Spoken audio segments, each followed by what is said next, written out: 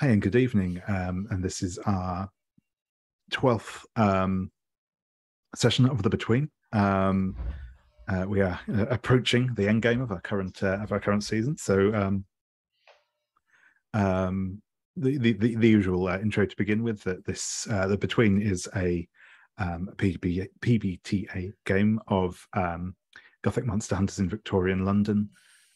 It's written by Jason Cordova, published as part of the Gauntlet. And this game is also arranged through the Gauntlet's gaming calendar. You can find information on all of that stuff at gauntlet-rpg.com. I've put a link to that down below. So if this interests you, do check that out. And obviously check out some of the other episodes as well if you haven't seen them. And this will hopefully make a little more sense at that point. So as usual, we'll go through, do quick introductions and recaps of what we did last time, and then we'll get into things. So, as is traditional, Jose, I'll start with you.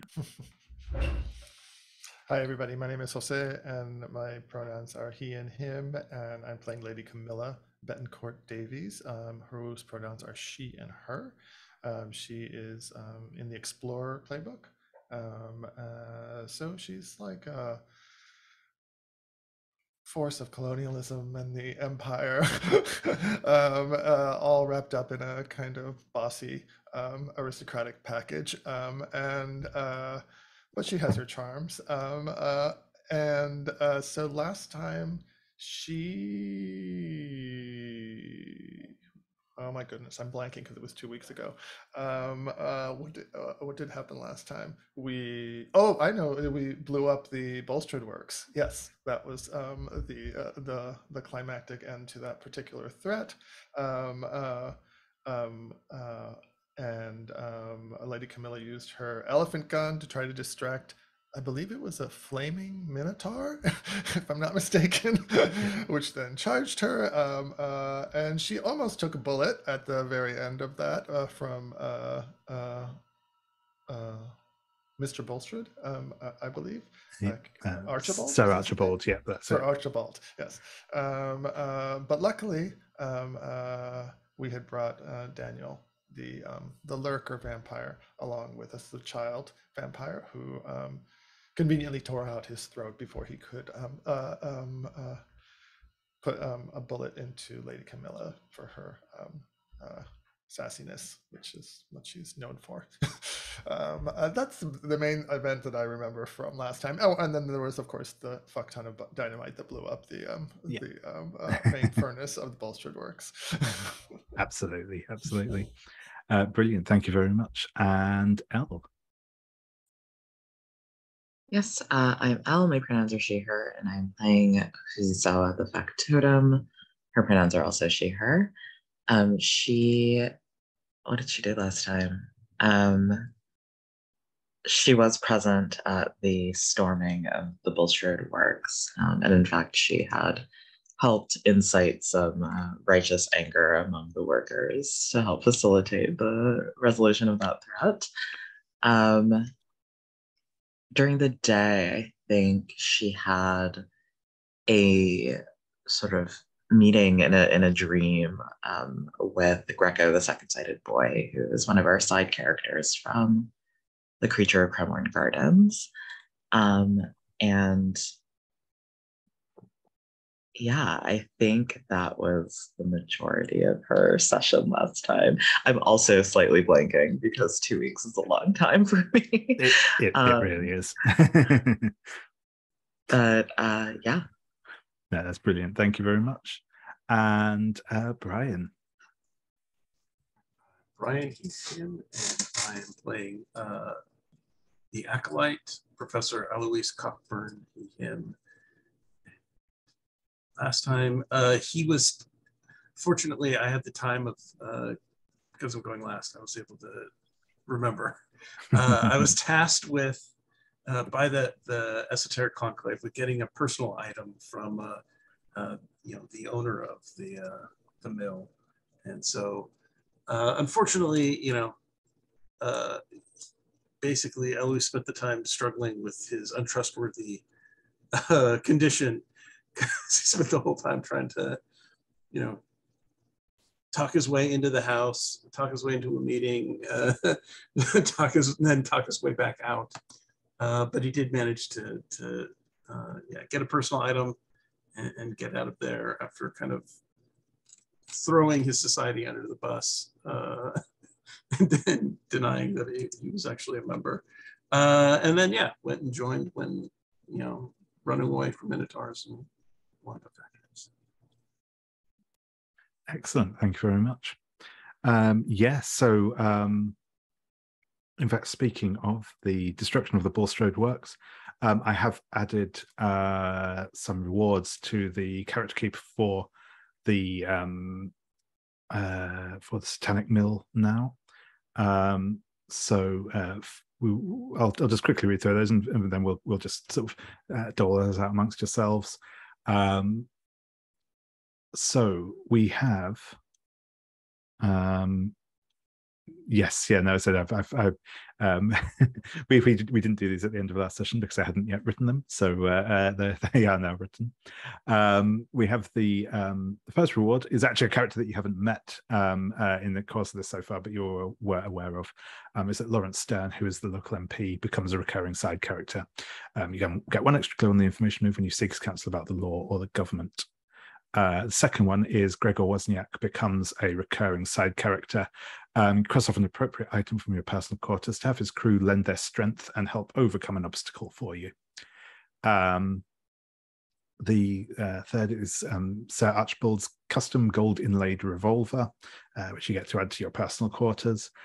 Fourth is a lump of coal from the Bulstrode furnace, which you get to add to your personal quarters. And the final one is the standard memento from the investigation. Lady Camila, I'll come back around and just do this in order. Does any of those leap out to you? I imagine that in that scene that we ended with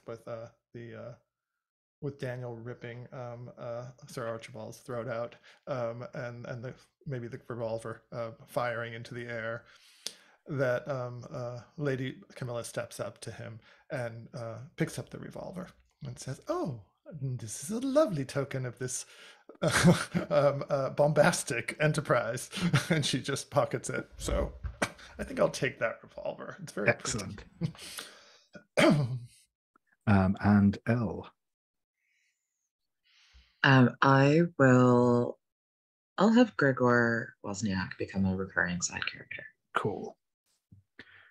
And Brian, how about you?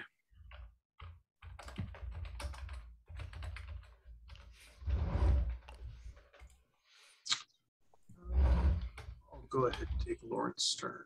Cool.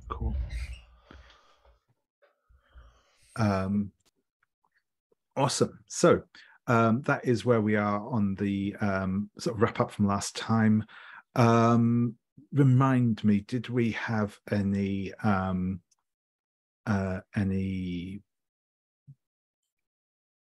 Janus Mask scenes to resolve? I know we did do some during the session. I can't remember if we had any coming out of the night phase. Not for me. Cool, no worries. And then, finally, as ever, if you want to set up your new Dawn questions for today, feel free to do so.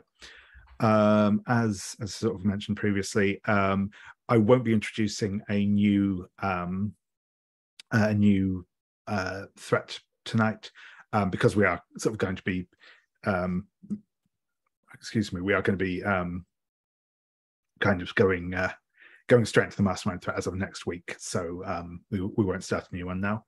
But we do have still on the board the Demon of Kilburn Abbey, which we introduced last time, though we didn't do much actual investigation on it. So I'll give you all a very quick recap on the Demon of Kilburn Abbey.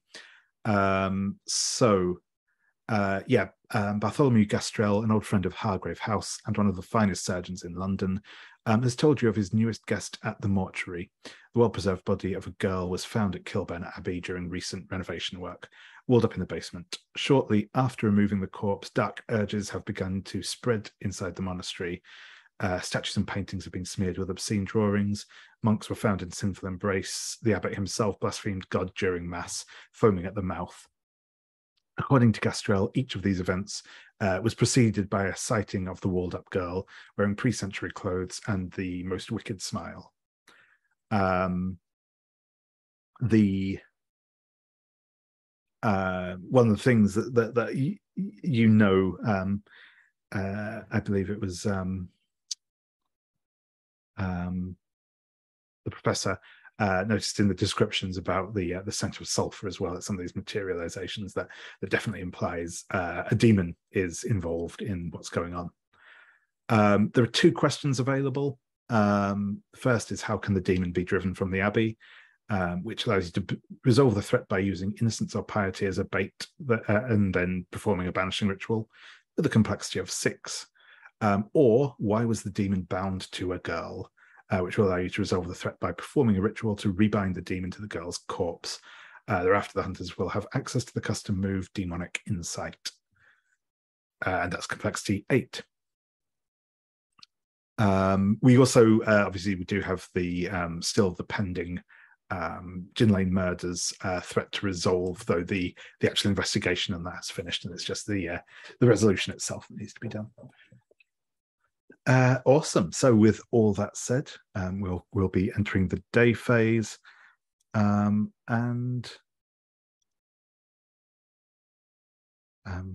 begin with the usual question of what you think you would like to get up to today.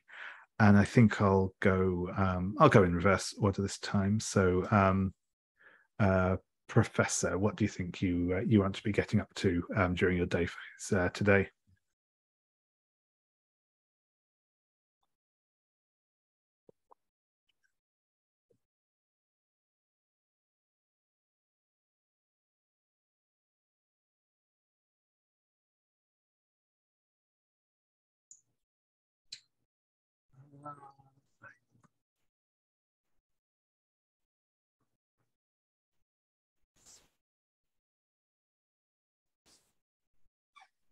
Have a side character consult a study about this demon.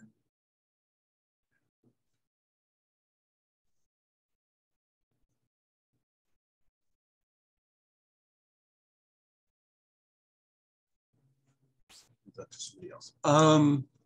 I think maybe Eloise is going to hit the books again and see what research can turn up on the history of the Abbey and this demon. Yeah, absolutely. Yeah, that sounds good. And Fujisawa.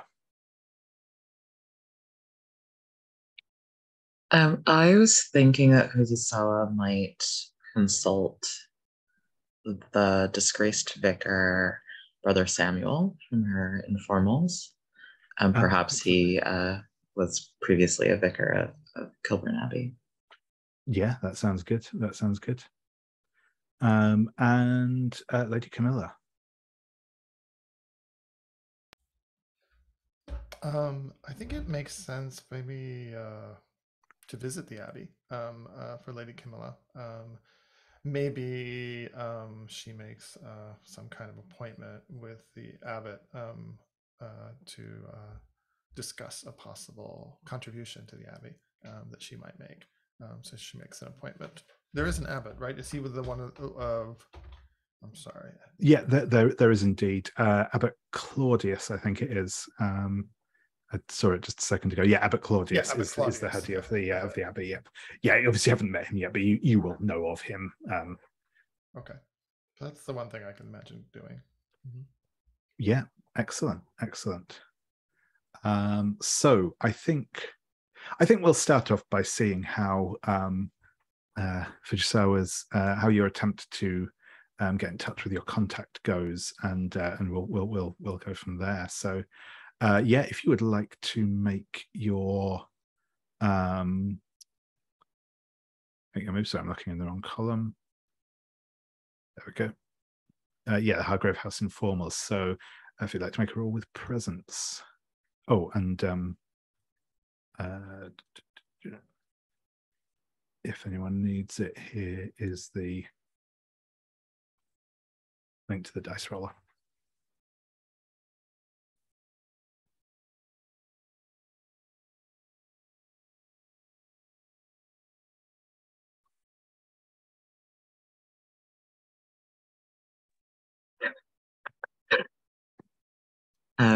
This one survives. Excellent.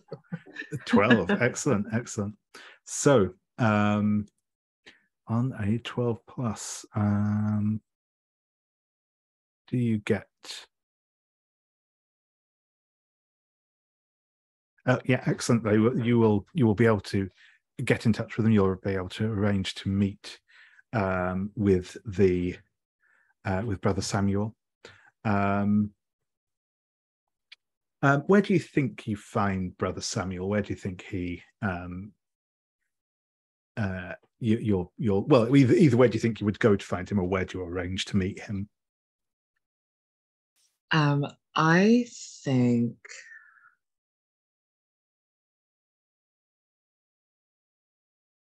I think that he probably had like a scandal of some kind, perhaps with one of the local nuns, and as a result was kind of sent away from the abbey into a smaller, more kind of provincial church on the outskirts of London.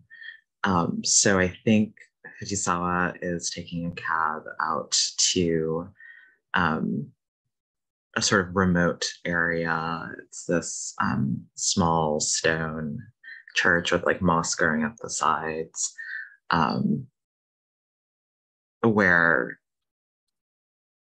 perhaps even like, yeah, there's like a little enclosure with, you know, sheep and everything. It's very much like, yeah, nothing's around. This is not necessarily a place you would choose to position yourself. But yeah, I think Brother Samuel is sort of the main caretaker of this church now.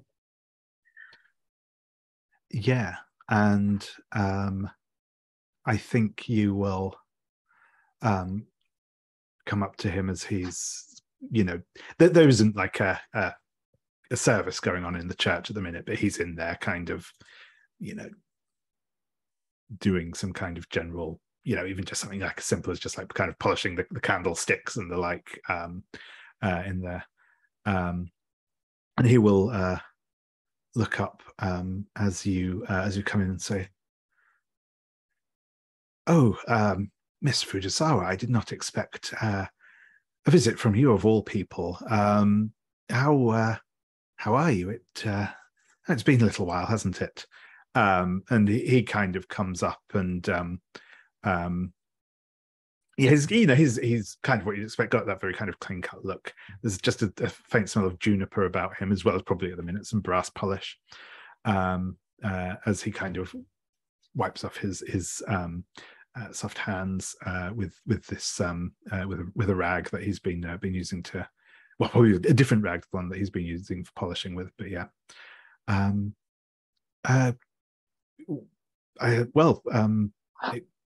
Yes, is there anything I can do for you? We could go into the vicarage if you like, and have a spot of tea, or Yes, I would like that. As you can imagine, I wouldn't come all the way out here unless there's something I needed. Of course. And he'll kind of lead you out through the churchyard to the vicarage, and after a few minutes, some tea will be brought out for the pair of you by the housekeeper. Fujisawa makes a point to thank the housekeeper for her effort, and she turns to Brother Samuel and says, "I've forgotten how nice it is to have someone serve me tea for a change." Indeed. I take it you're still working at Hargrave House? Fujisawa's face goes pensive for a moment. I am, for now. Um, Actually, I've come out here on Hargrave House business. I'm sure you've heard of the goings on at Kilburn Abbey since you left. I have, yes, some of it anyway. I I occasionally meet a couple of brothers from back there. Not meeting with the sisters. Yeah. Well, of course, not. No, that would be quite inappropriate. Yes, but he will say, I'm not sure quite if this has anything to do with what you're looking into there. But the thing I can tell you that I always thought was a little strange was that there always seemed to be an unusual number of animal bones buried in the gardens there. I mean, obviously, we did have some, farm animals and like that, but this was something else. Dogs, cats, all sorts. And yeah, that is the clue you get for free there. Is the that there are, oops, lost it. Animal remains buried in the garden.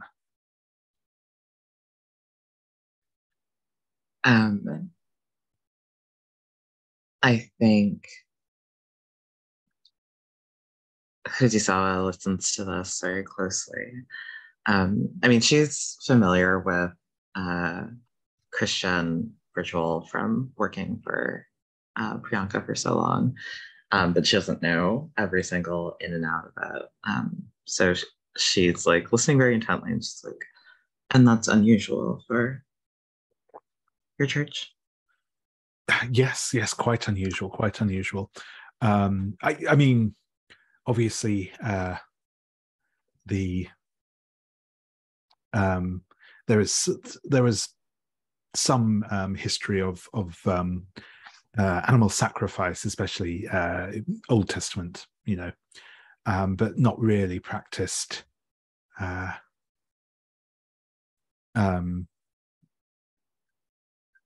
Well, really, since Christianity has come to this island, but certainly not in modern times.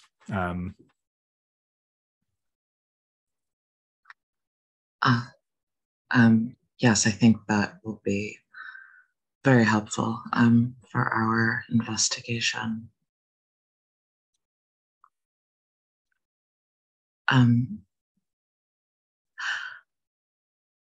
There was a second thing that I came out here for. Of course. And I think she gets up from this little table where they're having tea, and it becomes clear that she's been out here to the vicarage before, and I imagine there's like maybe a little staircase leading up to the kind of bed chambers, like kind of in the back of the vicarage is like a little residence, right? Like yeah, behind that's the right. church. Yeah. Yeah, I think she'll walk over to the base of this little staircase and look back at Brother Samuel conspiratorially.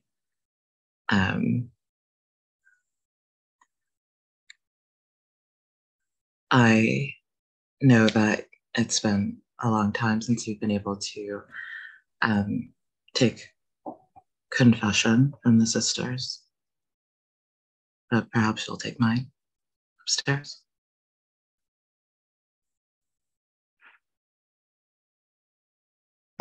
Well, of course,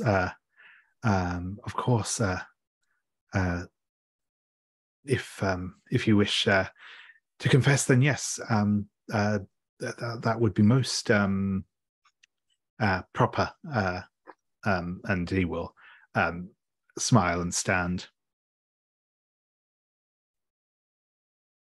Most proper indeed. And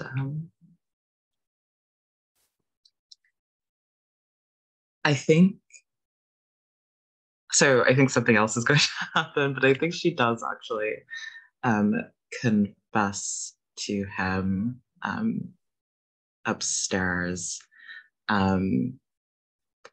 She is telling him of the lustful thoughts that she has had about her employer, thoughts that are clearly not reciprocated, and just sort of unloading her the burden of her kind of unrequited romantic and sexual feelings for Miss Balakwa. But it's a confession, but also a sort of foreplay, I suppose. Yeah, cool. I think actually I'm going to ask you to make a day move here. You will be rolling this with advantage from your success on the Hargrave House Irregulars move. And I think it will be with presence. But yeah, because I'm kind of interested to see. Well, I'm going to ask you what do you are you afraid will happen if you lose your nerve or fail here or hesitate here, as you're kind of unburdening yourself to the vicar. It's such an interesting question. I think what Fujisawa is afraid of if she loses her nerve is that. So this whole thing, which she knows is wrong to do, but is doing anyway, is meant to make her feel better. It's meant to sort of displace those feelings so that she doesn't have to feel them anymore. And I think what she fears is that this sort of ritual of unburdening is going to make it clear to her that the feelings are deeper than what she can get rid of, that like these particular demons are too powerful to exercise. Cool.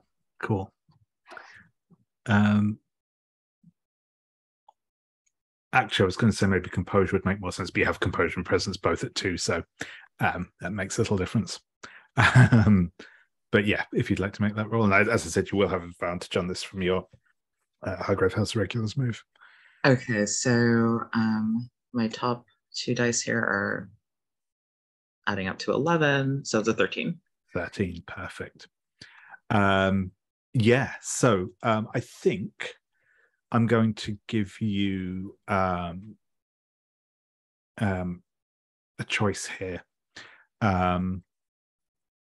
Either you can lose the condition haunted as the sort of the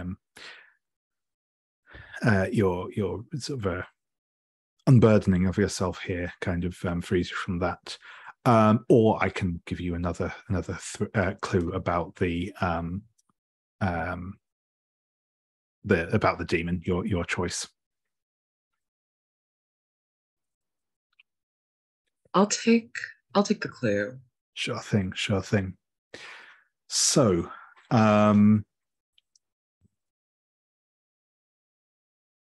I think that as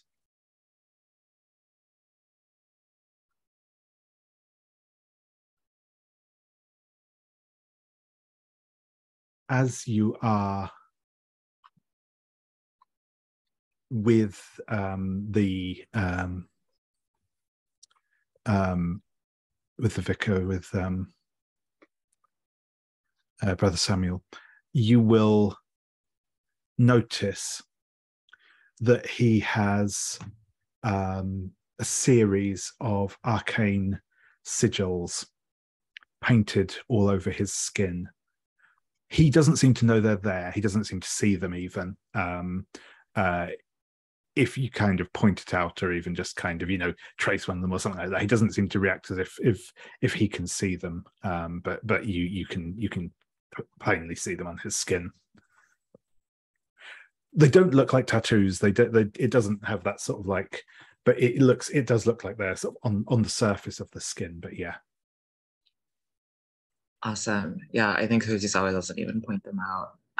In fact, she finds them comforting in a way. I think they remind her of Miss Belacqua. It makes it feel like the ritual, quote unquote, is working. Excellent. Cool, thank you. So,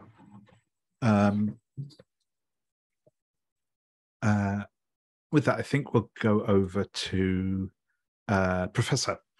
So yeah, you said you are going to do some research on the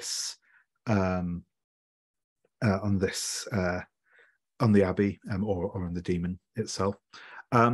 Is this going to be kind of in the library at Hargrave House, or are you going elsewhere to conduct this research? I mean, it probably starts at Hargrave House, but if that leads a trail to somewhere else, you might. If there's some rare tome somewhere he has to seek out, you do it. I do have my book on demonology bound in human skin, and it just seems too fitting not to go ahead and use. Yeah, no, absolutely. So yeah, if you would like to make that roll, that will be obviously will be an information move with reason, and you will have advantage on that from your tome if you wish to mark that off.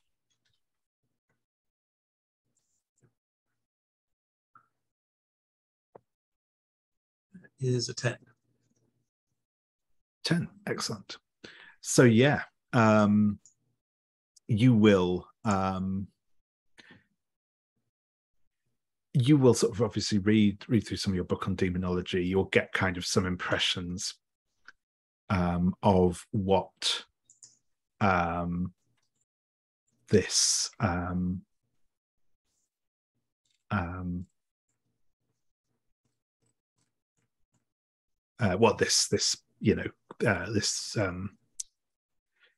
sort of demon might be. When you start looking through some of the records in Hargrave House, and I think this is kind of where we do get that like bit of montage as such. And I think you find some references to exorcisms conducted at the Abbey, a couple hundred years ago. You're able to track down. You have to kind of journey across London a little bit, but you'll be able to find kind of a one of the local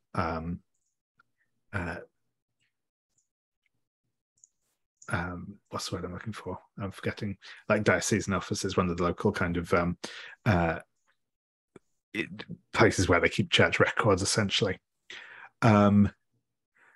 You will find some archival records about a failed exorcism performed on an orphan girl who allegedly died as a result of that failed exorcism.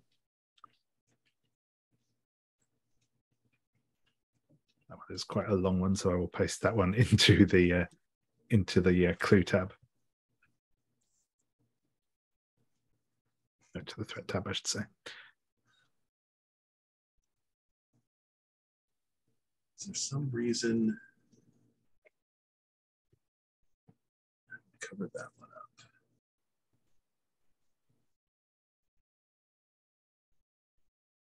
Yeah, sure. Yeah, I think in the records, one of the founding members of the esoteric conclave was a participant in this exorcism. So I'm afraid I'm gonna have to just keep that to myself for now.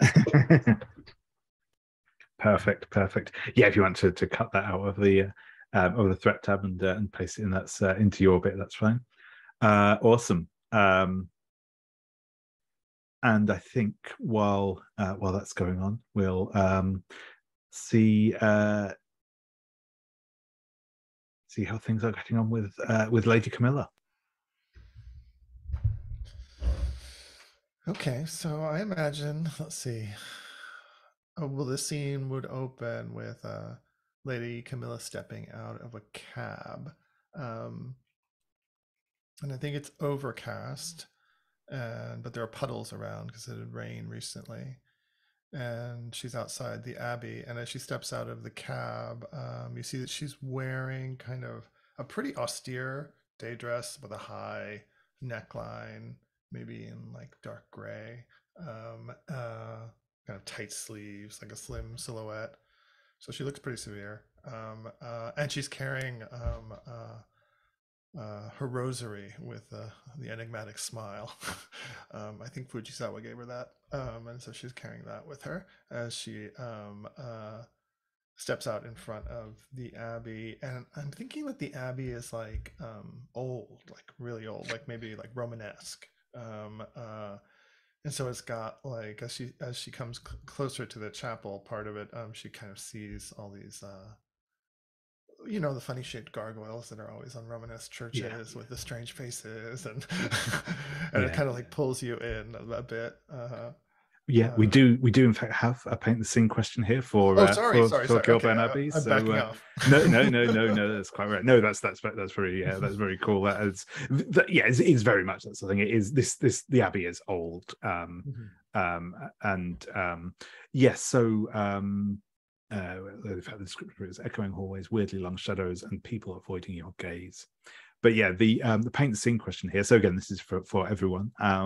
Is what signs of the demon's influence do you see upon setting foot in the Abbey? Oh, okay. So I haven't set foot in the Abbey just yet. Shall I do that, or well, as yours? I mean, I've done it. Yeah, stepping into the Abbey grounds is I think the grounds work. Okay. Yeah.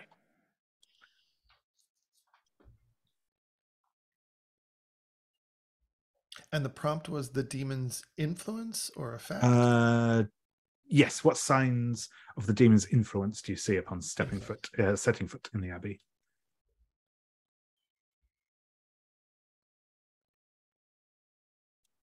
I think since I was right on there on the gargoyles, maybe I'll just go with that. Typically the gargoyles have kind of sometimes fanciful, sometimes sad, but the ones here look terrified. All of the gargoyles that you see on the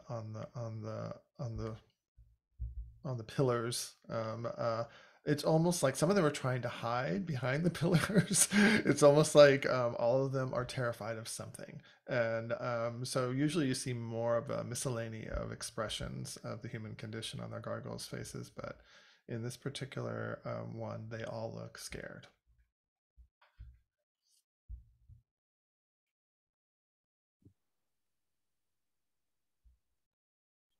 I think that as Lady Camilla steps onto the Abbey grounds, she can hear, or thinks she can hear, like very faintly as though like carried on the wind, these like low rumblings of like whispers in Latin.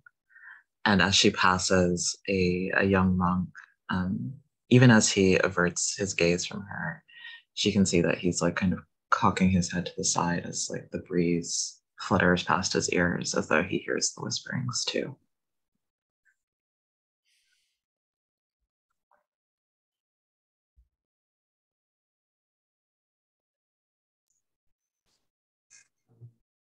Just an unusual amount of insects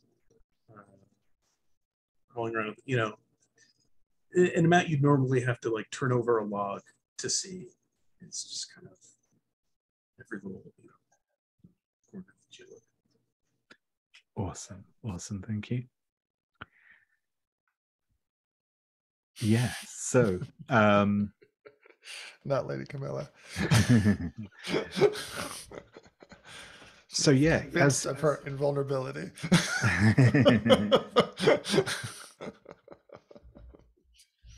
Go ahead. Sorry, David. No, that's cool. No. So yeah, you will. Yeah, I mean, we have the description of some of the stuff around the abbey now. Yeah. Feel free to proceed as you were. I can imagine.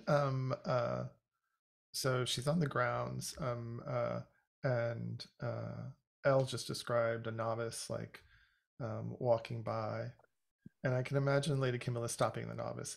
I realized now, in retrospect, when I first talked about coming here, that I talked about making a donation or something like that, or making an appointment with the abbot. But I know I went back and reread the description, and the abbot was blaspheming and foaming at the mouth on at the lectern. So I'm not sure that that's her approach. So maybe she just came unannounced to the abbey. And so she stops the novice and says, "Boy, what is your name?"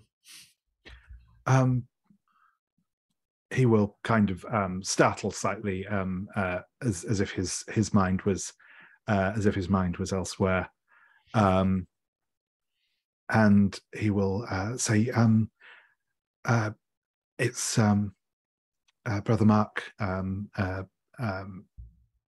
milady.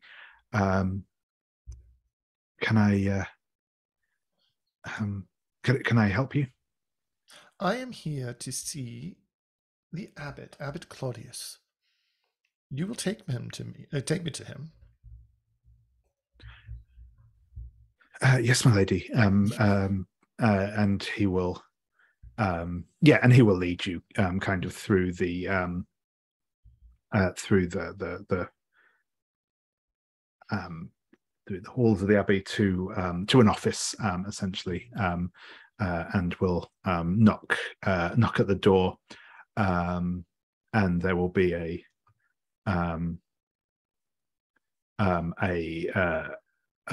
voice from within will say, "Yes, what is it?" And can I just rewind just a little bit on Oh the yeah, walk sure. to the door? I think Lady Camilla says to the novice, "So, Mark, when I first encountered you, you looked like you were hearing something. What were you listening to?" Oh, I thought I had the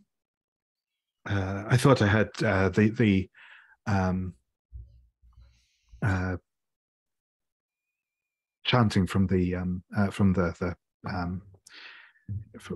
chantry, but I must have been mistaken. It's not the time for it yet. Sometimes the mind plays tricks, I suppose. "Possibly. Could you hear what they were saying?" Not in detail, no.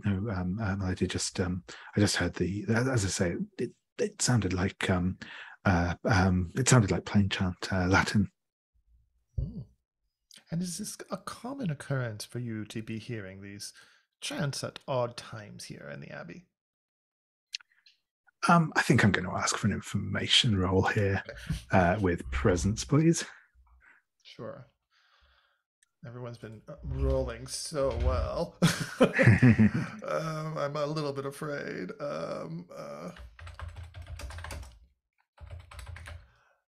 All right, with presents. Okay. Yeah, that's right. Mhm.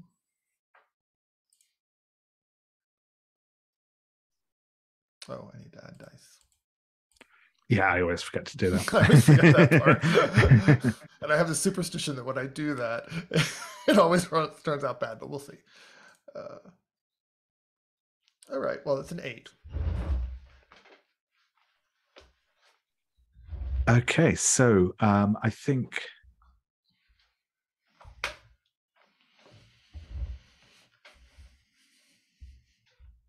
he will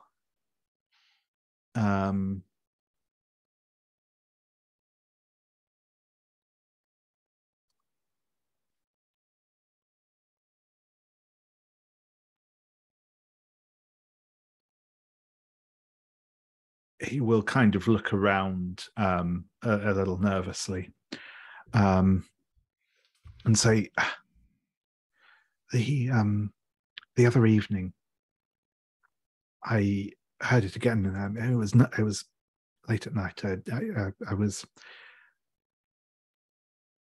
I had awoken and to use the facilities, and I thought I heard it then as well, but when I looked into the chapel, and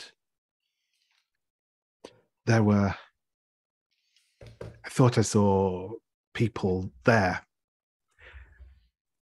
hooded, but not like our habits, darker, and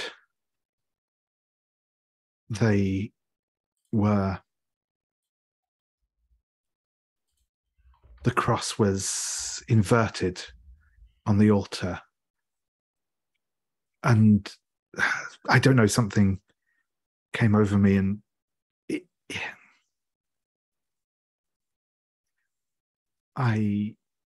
the next thing I know, I was waking up in bed the next morning. It must have been, I think, just a nightmare or something, but ever since then I've just occasionally heard it still.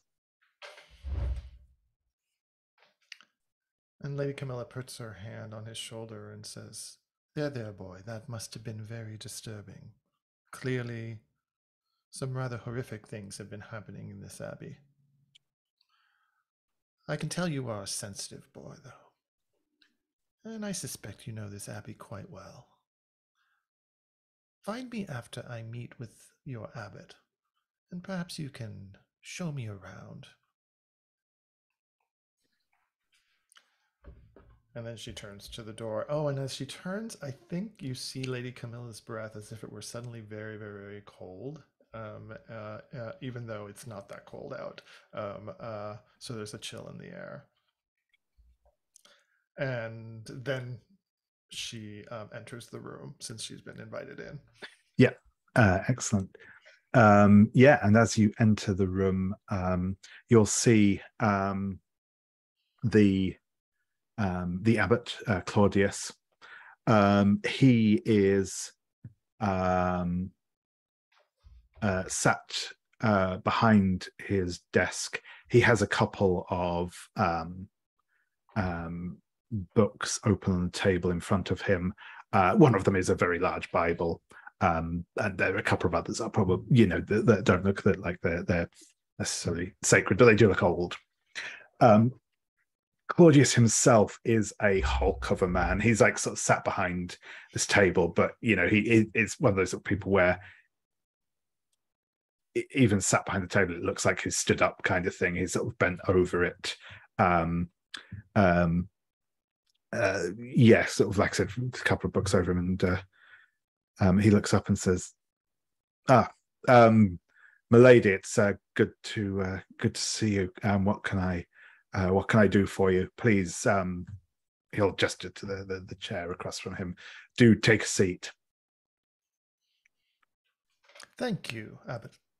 Abbot Claudius, is it not? It is, my lady. And might I ask your name? I am Lady Camilla Betancourt Davies, the Countess of Balfour. I have heard of the troubles you have been encountering here, and I have an interest in helping you. Very well, Lady Camilla, and I've indeed heard tale of some of your exploits. And he will smile and say, well, if you have heard what has been going on here, then you will know that we have been beset by Satan himself, plaguing the good brothers and sisters of this abbey with his filth. It's shocking, the news I've heard. And I see you are deep in study here. With scripture, apparently. Has it given you any indication of how we might deal with this satanic influence on the abbey? Normally, obviously, of course, we would look to exorcism for something like this, but in this particular case, it does not seem that this demon is tied to any one person. There have been instances of possession, of course, but no ongoing possession that I have noticed amongst my fellows here. I must ask, Abbot, I heard that you yourself had a bit of an encounter with such a possession while preaching at the lectern. You foamed at the mouth and blasphemed God. What do you recall from that experience?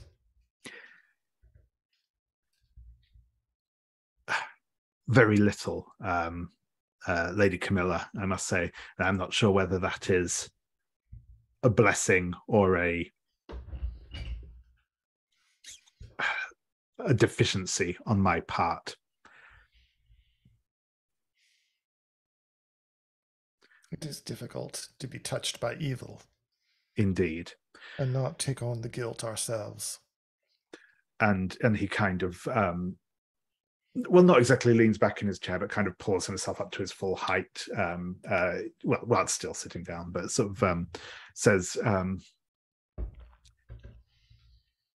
I suppose one always hopes that when faced with the darkness, one will be able to stand strong and in its face and stare it down. And yet it appears that my will, maybe even my faith, was not strong enough. And yet you strike me as a man of great faith and an iron will. So the demon we are dealing with is powerful. Indeed. Do you have any clue how it arrived in the Abbey? And I think I'm going to ask for another information move here with, again, with presence. And this will be, we'll probably, I'll have you roll and then we'll take a quick break, I think. So we've gone for just about over an hour now. So, but yeah, that's cool.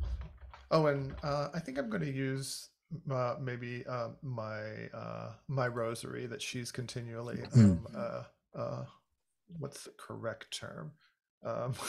Touching or meditating upon. I don't want to use fingering or fondling or anything like that. But there must be some more tidy way of saying that. Okay. All right, so I won't put a modifier on. I'll just roll 3 die to begin with.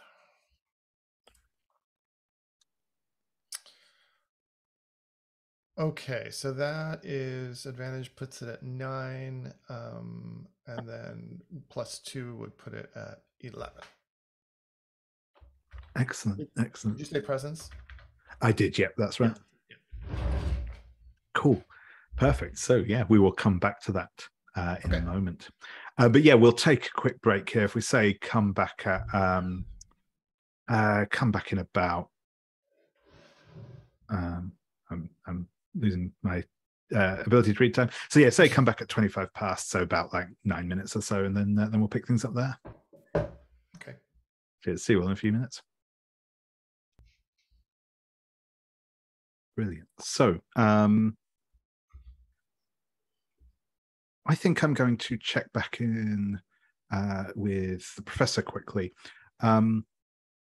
Professor, after your sort of initial research, is there anything else you would like to get up to? I think it's time for the professor to have another drink. God.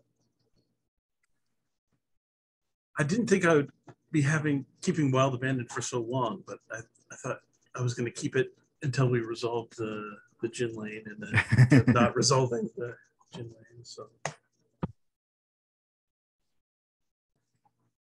yeah, reading about demons is thirsty work. So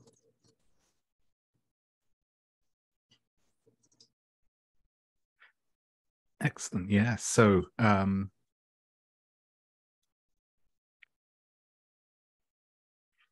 so yes, whereabouts are you going for your drink?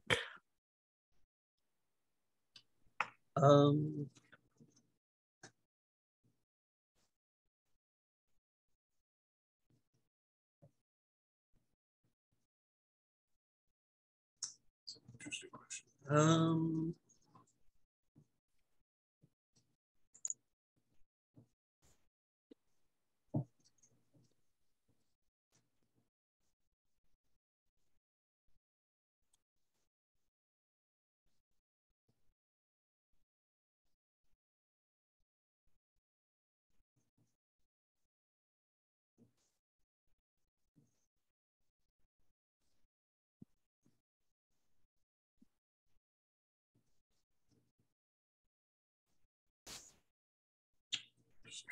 If there's any place we've seen already that would make sense.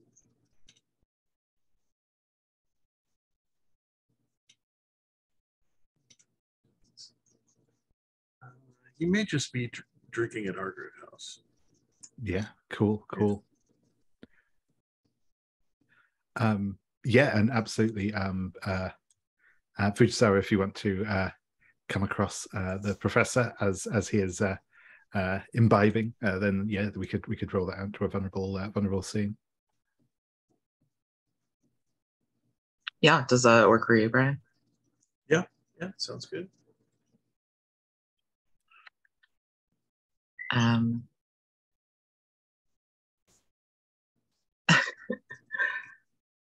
I think so. I imagine you're set up and like, are you in the dining room? Are you in our salon? What does Fujisawa see when she comes home and finds you? Dining room sounds good. Makes sense.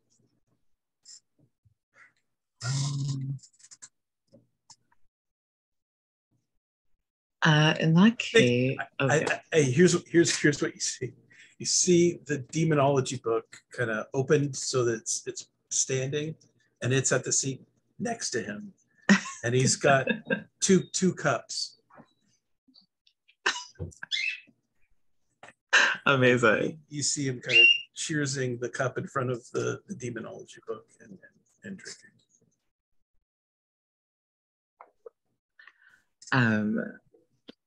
Fujisawa comes in with her arms full of flowers and other things that she's picked up in her errands on the way home from the vicar's. And she kind of stops in her tracks and like takes in this strange setup at the dining room table.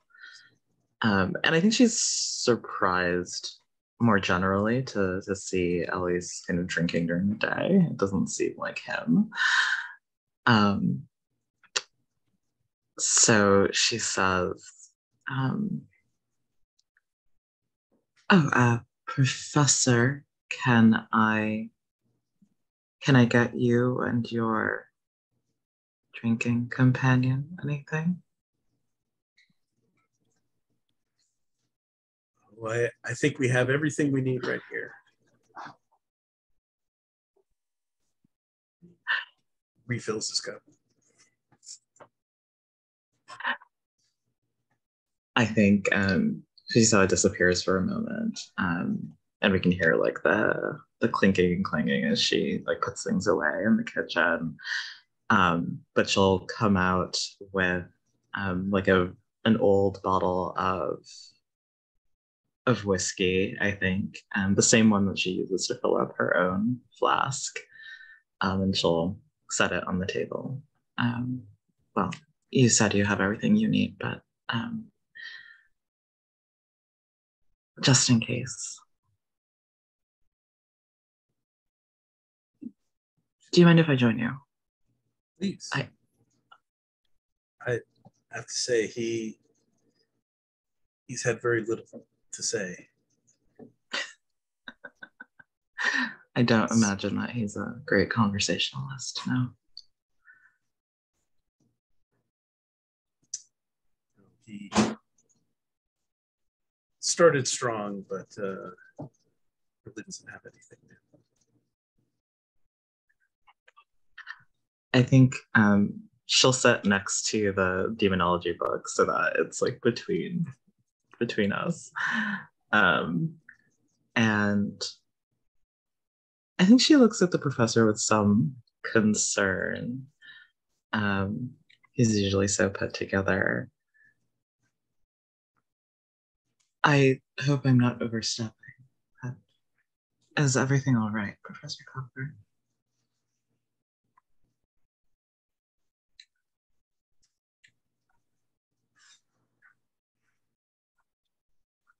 It's fine. We don't do this work because it's fun, I guess. It takes its toll. But I'm all right.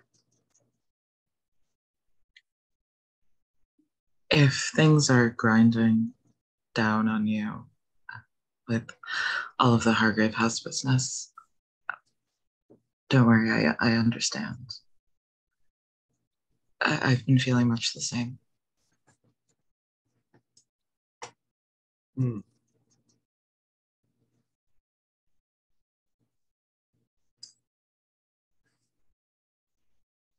Do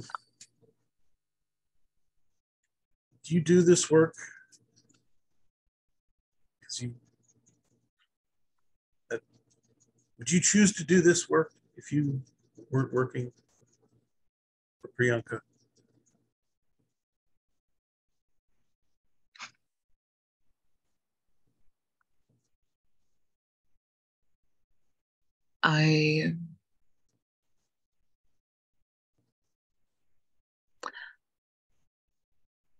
I don't think I would. No. I'm here because I serve Miss Balakwa and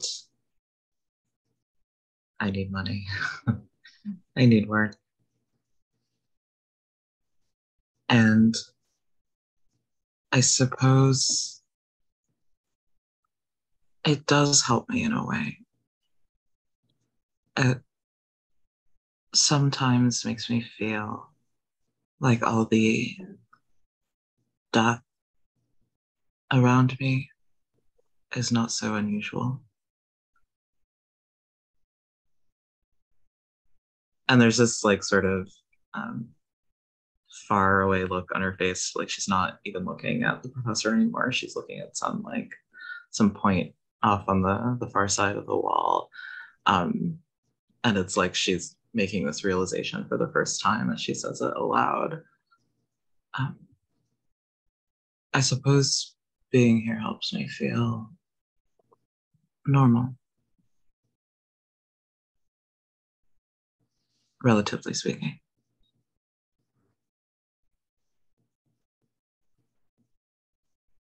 Death is maybe the most normal thing that feels the least normal.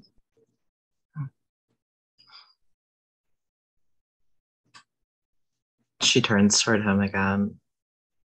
Do you do this for the same reason?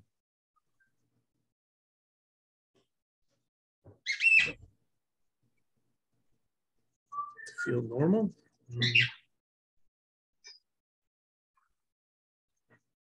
No, I don't think so.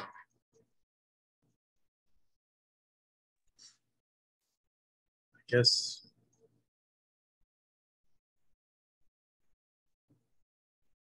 someone needs to, and I guess I just can't stand not knowing.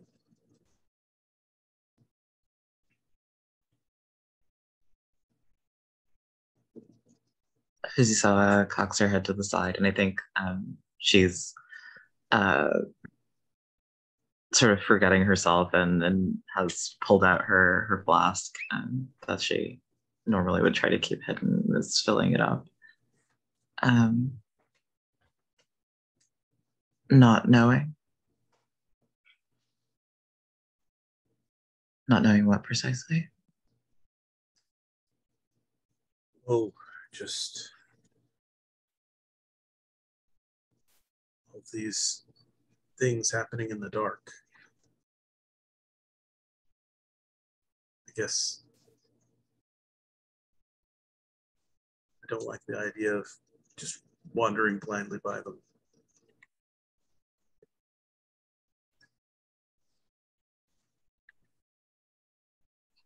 As disturbing as it can be, looking into the shadows.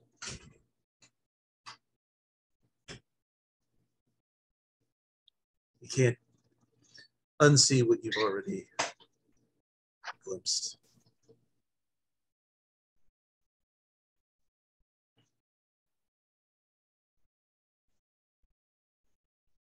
Fujisawa nods, understanding that sentiment very deeply.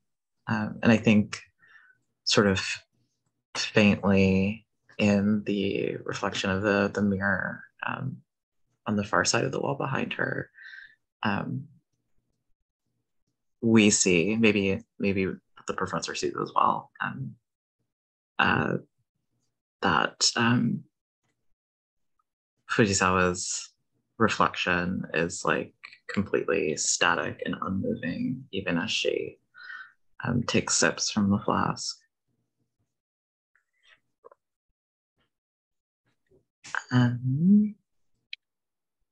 Awesome. Yeah. So yeah, I guess obviously you can both clear a condition, and Alois, you can choose whether you stumble upon a clue or invite Fujisawa to ask about your past.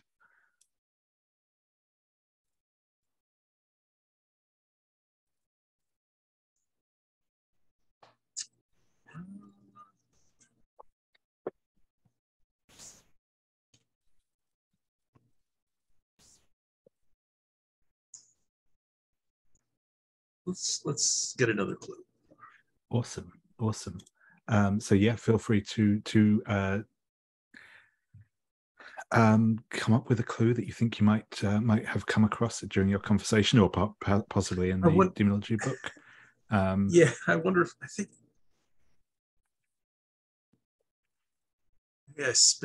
I knock over the book and spill the drink I had set in front of it onto it, and that reveals something somehow I hadn't seen previously in the book. Awesome.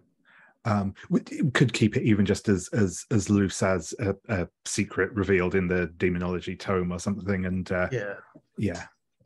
An extra page was like glued down that comes loose.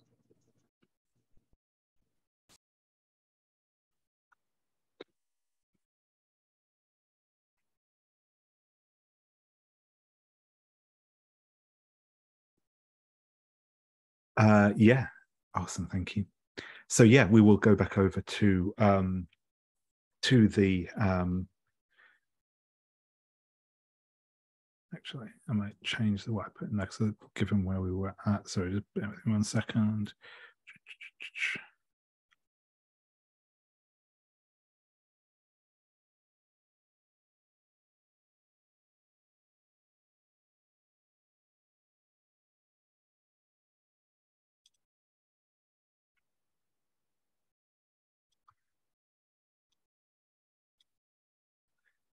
Yeah, sorry about that. Yes, I thought you had one that fitted in better with where we were at.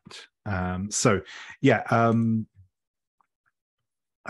so Lady Camilla, the Abbot Claudius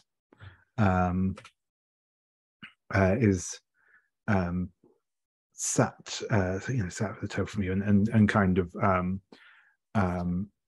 clasps his hands together and said, the first time we noticed this creature among us was during a Sunday mass.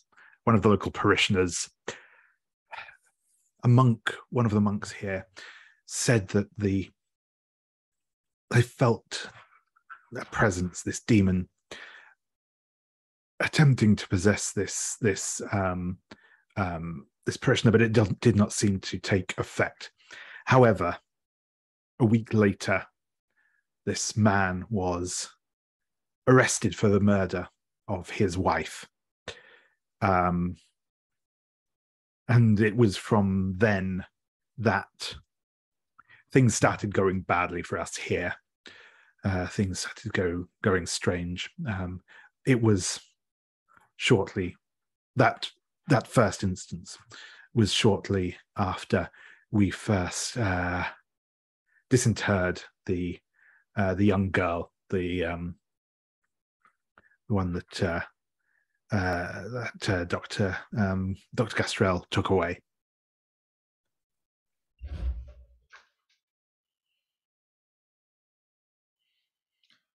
Well, thank you for your time, Abbot. And please, keep up the faith. You are a man of great strength. And though this demon may be powerful, you have allies in Hargrave House. You are not alone in dealing with this. We shall speak again of this. And then she turns and leaves. In her usual way, with the last word.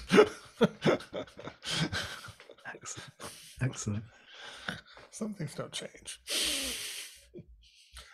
So the clue would be something like. I've pasted that in already. Actually, you put it in. Okay, great. Because it's quite a long one. So yeah, it's a monk claiming the demon unsuccessfully attempted to possess a parishioner. Got it. Perfect. Excellent. So yeah.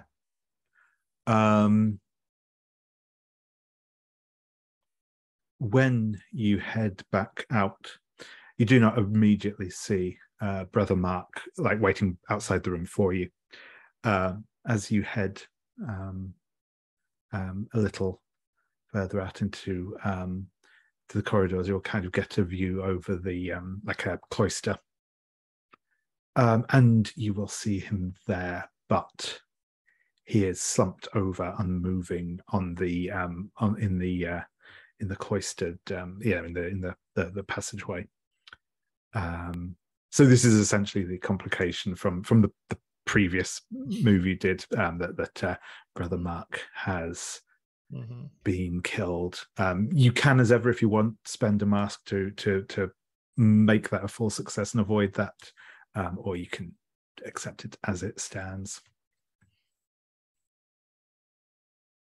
I guess I'll accept it as it stands. But I imagine Lady Camilla goes over and kneels next to the corpse, and just says, "Poor boy.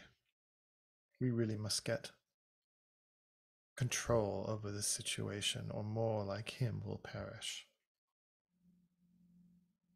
And I think we could cut there, unless there's something else. Yeah, that sounds good. And I think with that, we will move on to the dusk phase. So we we'll start off the usual bits for the dusk phase, and then we'll check in on answering questions. So dusk. remind myself. So, Fujisawa, I believe that you do have a move that kicks off at dusk. Is that right? I No, don't you think don't. No. so. Although I did realize that I never did my dawn, my memory as the servant move. Sure from thing. last So time. if you want to do that now, then go ahead. Yeah, I think one of the workers that Fujisawa talked to last night phase handed her a well-used copy of the Communist Manifesto. Cool. And she is going to keep that. Excellent. Probably close to being a first edition, that one.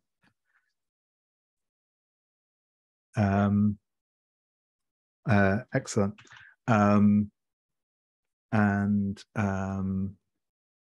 don't think anyone else. I suppose I'll check in, Lady Camilla. Are you planning to call on the Rear Admiral this evening? I might as well. Yeah, I was going to say you have a lot of boxes unchecked. I have a lot of boxes on the on the REC. So would everyone? Maybe I imagine Lady Camilla returning to Hargrave House and poking her head into the dining room and seeing the two of you in there and says, "Ah, begun the drinking early, have we? Well, get up. Let's go get some more weapons before we deal with these strange people, the Abernathys, today." And so everyone gets weapons. I could put the list in. Let's see. Or you can make one up. Let's see. Copy. And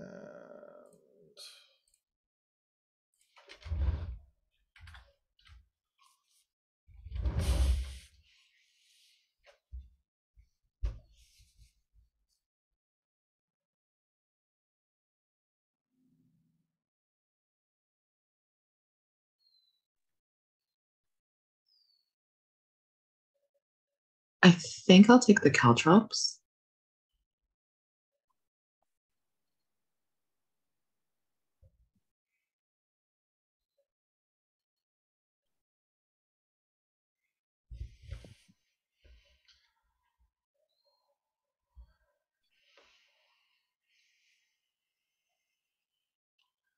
let's see.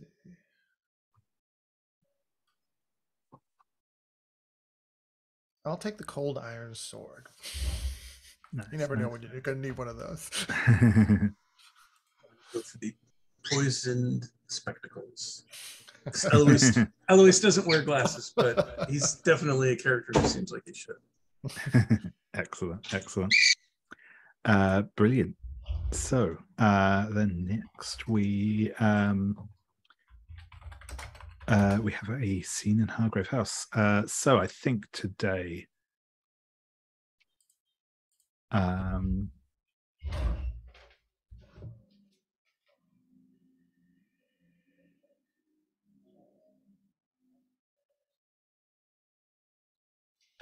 yeah, I think we'll go for the servants' quarters down at the very bottom of the questions there. So these rooms are mostly empty nowadays, as given the place's history, very few people want to work at Hargrave House. They have most frequently been used as a place for trysts between the house's residents. What here reminds you of that?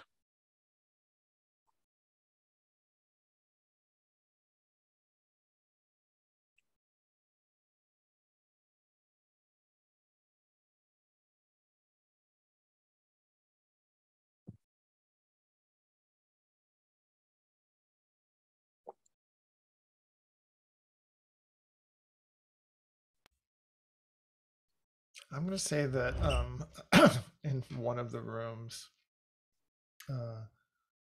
there is a bed, very simple bed, almost a cot. But when you look at the posts of the bed, there are all sorts of kind of scratches and pulls on it as if something had been tied around, that someone had been tied to that bed at various times, and left the marks on the posts. Excellent, excellent. Sorry that I stole that. No, I love that we're on the same page.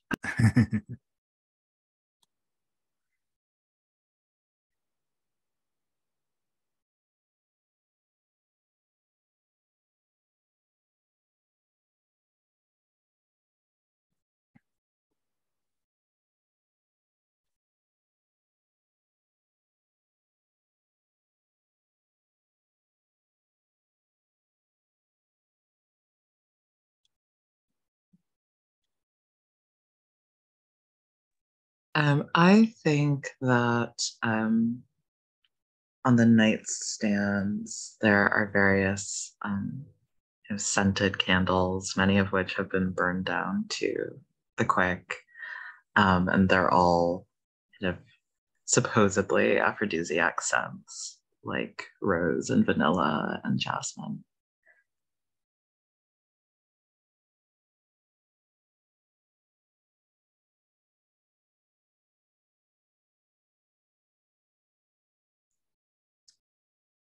And I think despite being mostly empty,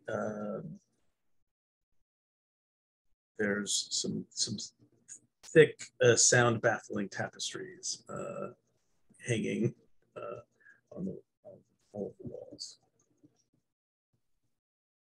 Excellent, excellent. So,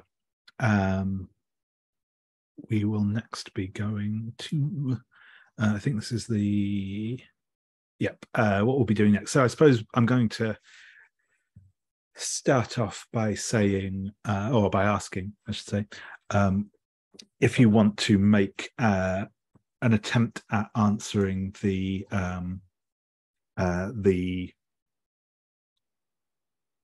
Demon of Kilburn Abbey question now. If so, we can obviously do that.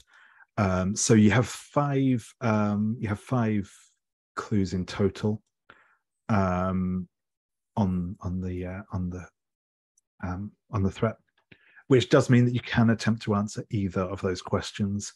Whether how can the demon be driven from the abbey, or why was the demon bound to a girl? Obviously, the second one will be a roll at a -3. How can the demon be driven from the abbey? It will be at a -1, but assuming you can work in all the things. But obviously, you do also have access to mastermind clues if you want to draw any of those in. But yeah, so are you interested in trying to answer that now as well?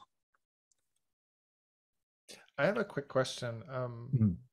Alois, if you have untrustworthy already as a condition, does that mean that you can't use your special clues again for help, or?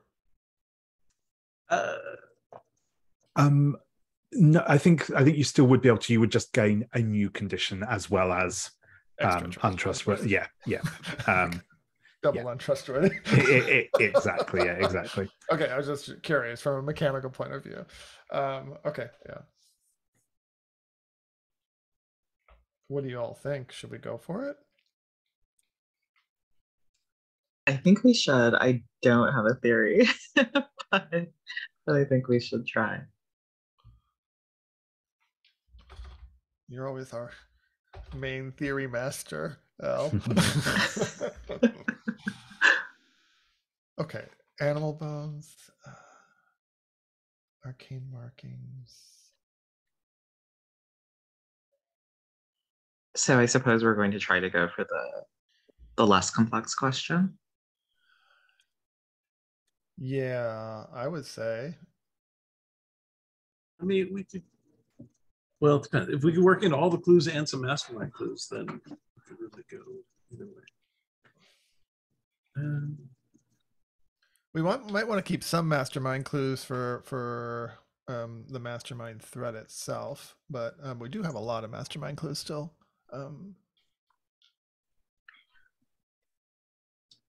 So if we answer the first question, then we have to resolve the threat by using innocence or piety as bait. Yeah. Then perform a banishing ritual.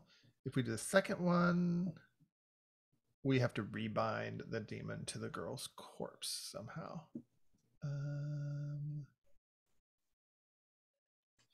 I'm fine for going for the easier one. Yeah, that sounds good to me too. Oh, I don't know if the question is more interesting. How can the demon be driven from the abbey, or why was the demon bound to a girl? Yeah.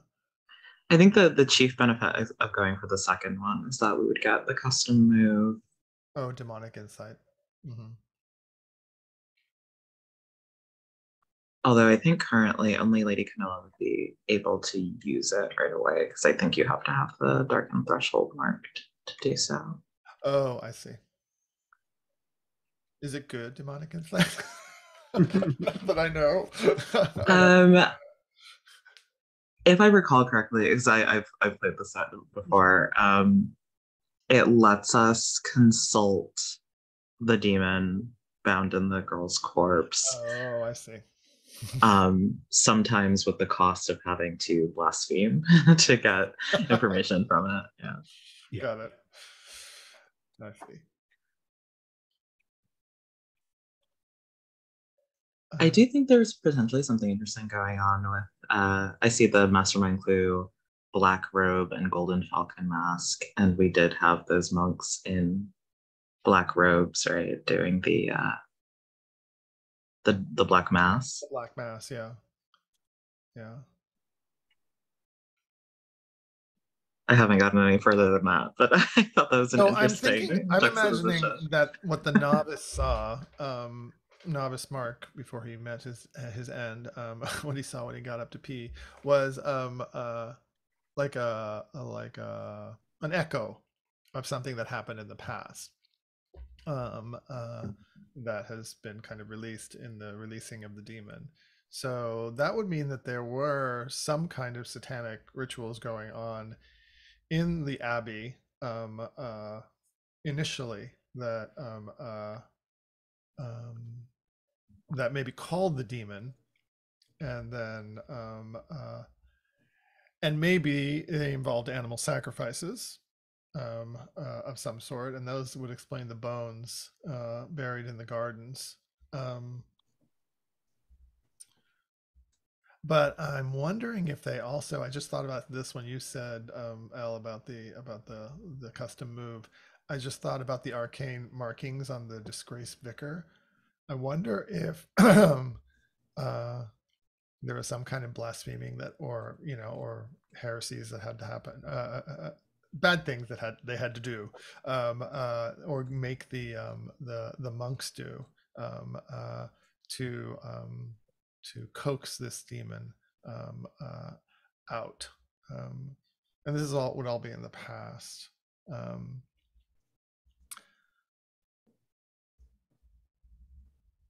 And it could be that the hidden page on the demonology book says something about if a demon's been coaxed out with blasphemy, then the only way they can be driven away is with innocence and piety, or with something else, because it says innocence and piety is a bait, though. That's different. That means that it's attractive to them. So I don't know, I'll stop talking now.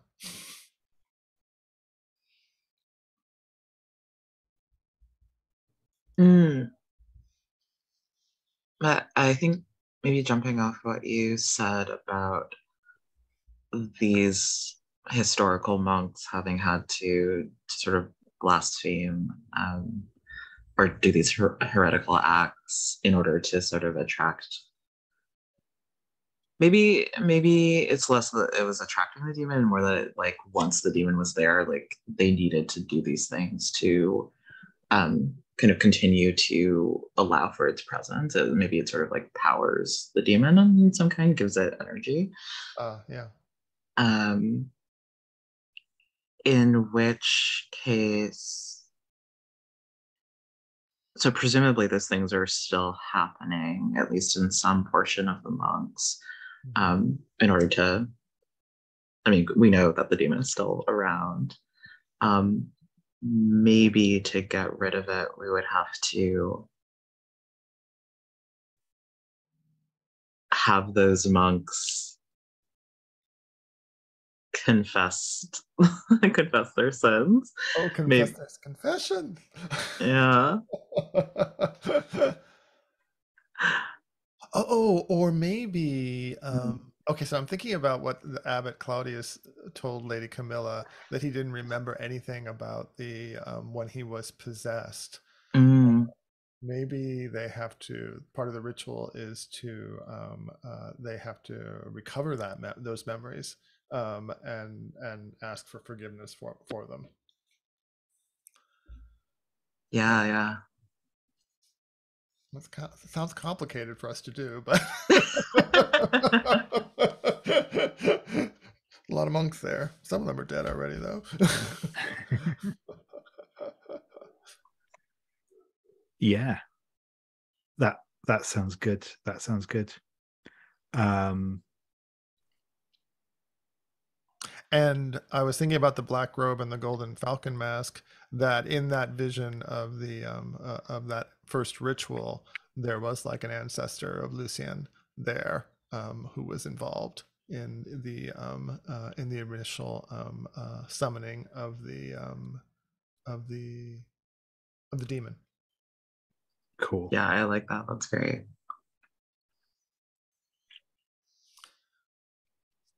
Awesome. So yeah, that will take you to a flat roll on the first question. So if someone would like to pick up the dice.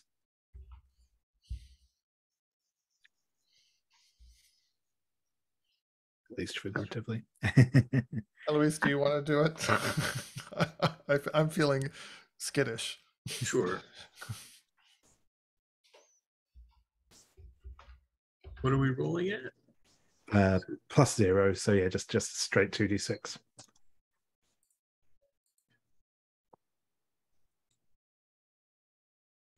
Is it because we have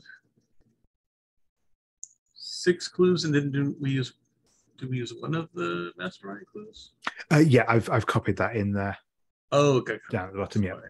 Gotcha.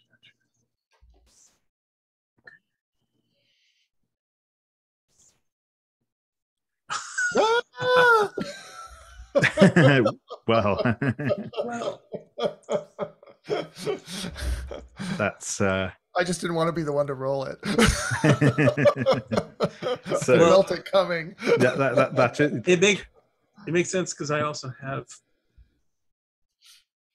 the option to step in.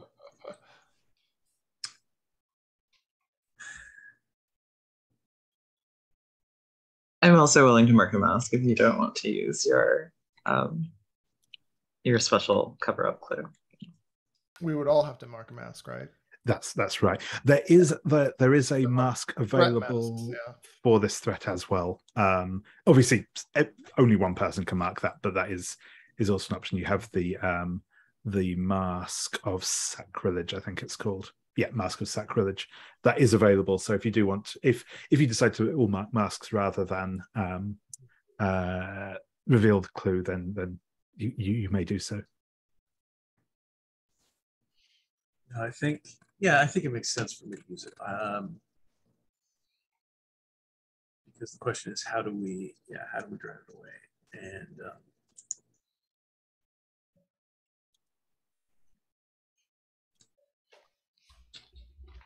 I think what happens is we're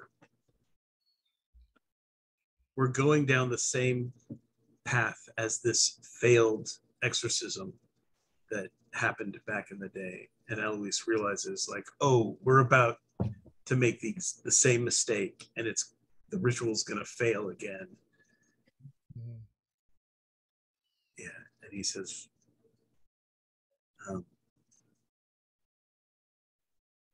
wait, this sounds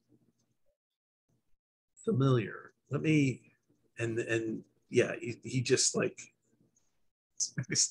Still sobering up, so stumbles a bit, going, and runs to his room to find this archive record that he stashed away, and brings it back and says, "Yes, this is the failed exorcism. We're about to do the same thing.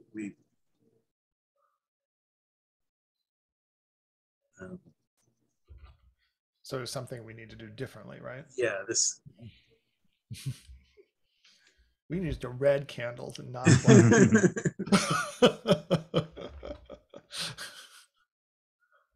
We need the upside down crucifixes to draw it in, but then you have to make sure you flip them right side up before you finish, or you blow the whole Okay, thing. there are a number of details that we have to get right. Okay.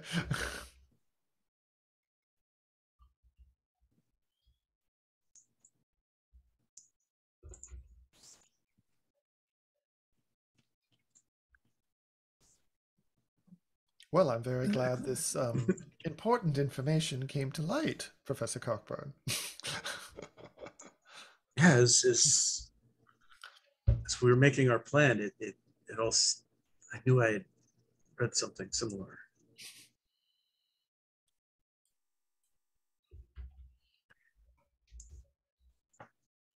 Excellent.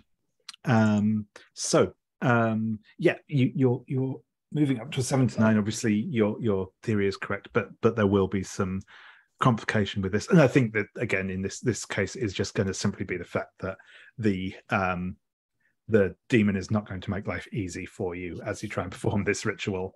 We may get very exorcist, but that's cool. So I think what we'll do is in just a second we're going to take a quick break. I will just let you know what we're going to be doing for our unseen tonight. So you can have a quick look through that if you want to. So I think tonight we're going to do the Prison Hulk at Woolwich, which is in the second row right at the end. The first one is a paint the scene, which will obviously be everyone. The second is I think I'll go in reverse order today, so we'll go for Brian, L for the third, and Jose for the fourth. So yeah, you feel free to have a look over those while we take a break. And I'll also, when we get back as well, be asking you what you all feel like getting up to this evening, so we can sort of discuss that when we get back. But yeah, I'll see you all in a few minutes. Oh yeah, sorry, I didn't say. I will come back at 20 past, and we'll pick up then. Cool. See you in a few. Right. So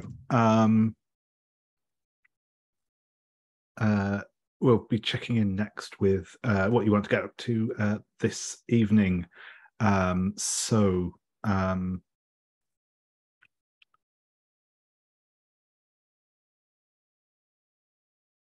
We have two potential threats that can be resolved tonight, which obviously the Demon of Kilburn Abbey and the Gin Lane murders. So for the Gin Lane murders, you know that for this one, there is a summoning ritual taking place on the pleasure steamer Prosymnus, which is out on the Thames, where the Abernathys are conducting their rite. And obviously, you just have to put a stop to their plans, interpreted however you wish. And the Demon of Kilburn, the Demon of Kilburn Abbey, obviously just requires you to perform this exorcism ritual you've come up with. So yeah, I will go around, starting back with you again, Lady Camila. What do you think you would like to get up to this evening?